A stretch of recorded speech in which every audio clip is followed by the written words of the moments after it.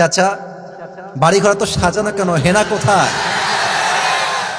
একদিন সময় আসবে তোমার জীবনে, হয়তো তুমি এসে বলবা, চাচা বাড়ি ঘর তো সাজানো কেন, হেনা কোথায়? আর চাচা বলবে, বাবা হেনার তো বিয়ে হয়ে গেছে, তুমি বাস খাও, তুমি গাঞ্জা খেয়ে ঘুরে বেড়াও। এটা আমি তোমাদেরকে মন প্রাণ থেকে বলছি, যুবক ভাইরা অলওয়েজ মাথায় রাখবা, পুরুষ মানুষ যতদিন টাকা কামাই করতে পারে সবার কাছে প্রিয় থাকে, আর যেই দিন টাকা কামাই বন্ধ হয়ে যায় আপন মানুষগুলো সব পর হয়ে যায়। টাকা কামাই করো হালাল ভাবে, অনেক বেশি ব্যবসা করো, চাকরি করো, উদ্যোগ নাও, প্রতিষ্ঠিত হও জীবনে। যদি মায়ের কাছে সেরা সন্তান হতে চাও, যদি বাবার কাছে সেরা সন্তান হতে চাও, যদি তুমি তোমার স্ত্রীর কাছে সেরা স্বামী হতে চাও, যদি তুমি তোমার সন্তানের কাছে সবচেয়ে প্রিয় বাবা হতে চাও, তুমি যদি বোনের কাছে সবচেয়ে প্রিয় ভাই হতে চাও, টাকা কামাই করা ছাড়া কোনো গতি নাই যুবক ভাইরা। বলো বলো বলো।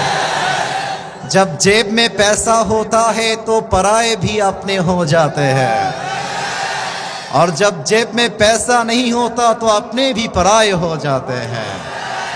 পকেট ভর্তি টাকা থাকলে ভালোবাসার মানুষের কোনো অভাব হয় না বাংলাদেশে, আর পকেট খালি হয়ে গেলে ঘরের আপন বউটাও পর হয়ে যায়। এজন্য আমি মাঝে মাঝে বলি, जब जेब में हो पैसे तो लोग पूछते हैं तुम हो कैसे, और जब तुम हो जाओगे कंगाल कोई पूछने नहीं आएगा तुम्हारा हाल।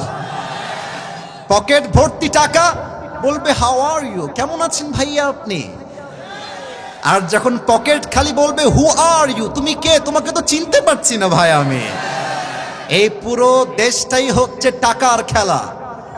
এই টাকার জন্য হাজার হাজার যুবক তার পছন্দের মেয়েকে বাংলাদেশে বিয়ে করতে পারে না, এবং এই টাকার জন্য আমি মেয়েদেরকে অসম্মান করে কথা বলছি না, সব মেয়েকে আমি আসিফ এক পাল্লায় মাপি না। অনেক মেয়ে টাকা দেখলে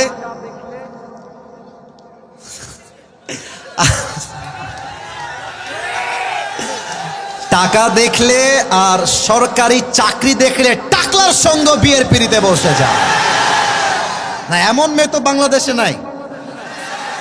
আরে নাই, আরে নাই রে ভাই, থাকলে আল্লাহ হেদায়েত দান করুক, পড়েন সবাই আমিন। এজন্য আমি বলি, পকেট শূন্য থাকা অবস্থায় যে আমাকে হালাল ভাবে বিয়ে করতে চাইবে সেই তো আমার ভালোবাসা পাওয়ার যোগ্যতা রাখে।